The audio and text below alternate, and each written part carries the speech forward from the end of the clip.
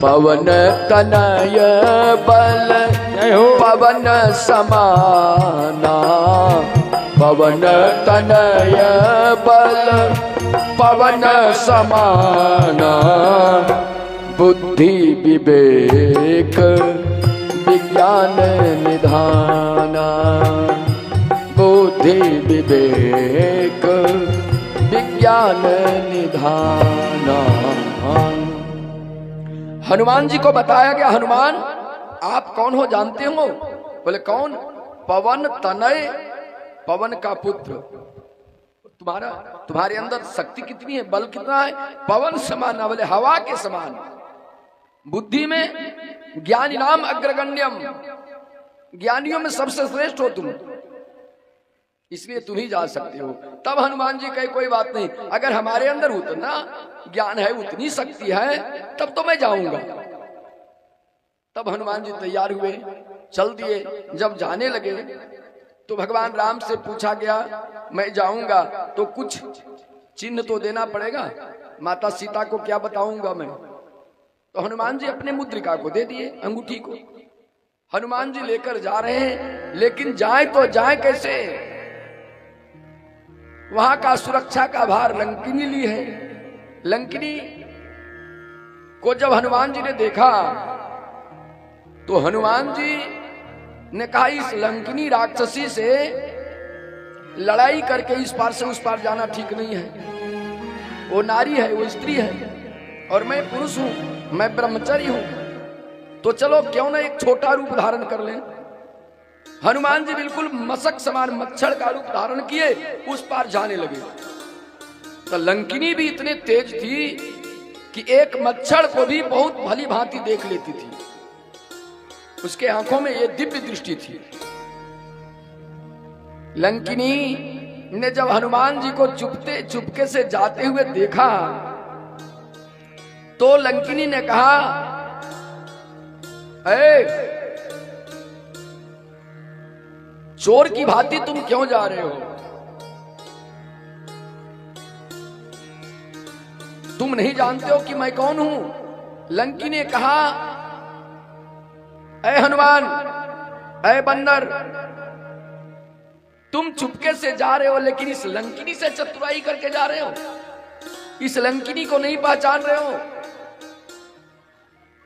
मैं चोरों को ही भोजन करती हूं, जितने भी चोर चंडाल हैं सबको भोजन करने वाली मैं हूं।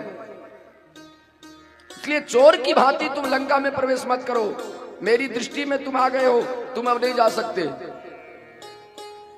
हनुमान जी सामने आए, अच्छा अच्छा, बहुत सुंदर, तुम चोर की बात कर रही हो?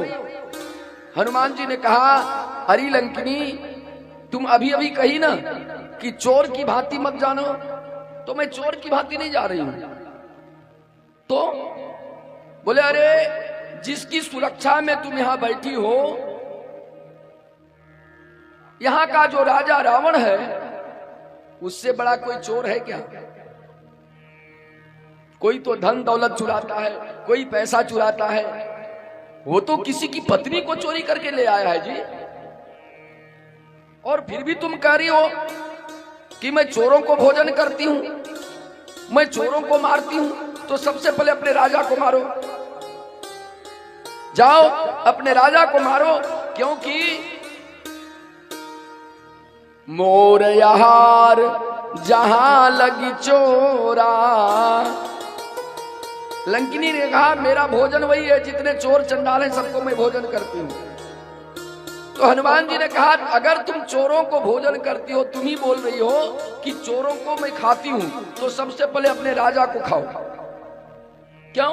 बोले, अरे वो तो किसी की पत्नी को चोरी करके ले आया है। लंकिनी ने कहा, वो मैं नहीं जानती हूं,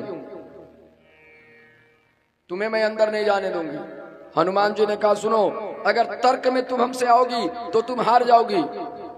और अभी अभी तुम बोल रही थी चोर को मैं भोजन करती हूं, तो सबसे पहले अपने राजा को तुम समझाओ, जो किसी की पत्नी को चोरी करके ले आया। नहीं समझाओगी? तो लंकिनी ने कहा, नहीं नहीं, मैं उन्हें नहीं बोल सकती। हनुमान जी जोर से ऐसे मुट्ठी बांधे और एक मुट्ठी जाके लंकिनी के पीठ पर मार दी। मुठिका एक महाकपिहनी, रुधिर बमत धरनी धन मनी। लंकिनी को हनुमान जी ने जब एक मुक्का मारे हैं, मारने के बाद मुंह से बमन करने लगी, क्या खून, और गिर गई। जब बहुत खून गिरने लगे मुख से, लंकिनी जब बेहोश हो गई, गिर गई, तो फिर कुछ देर के बाद जब होश आया तो पुनि संहारे उठी सोई लंका, जोरी पानी करी विनय सशंका।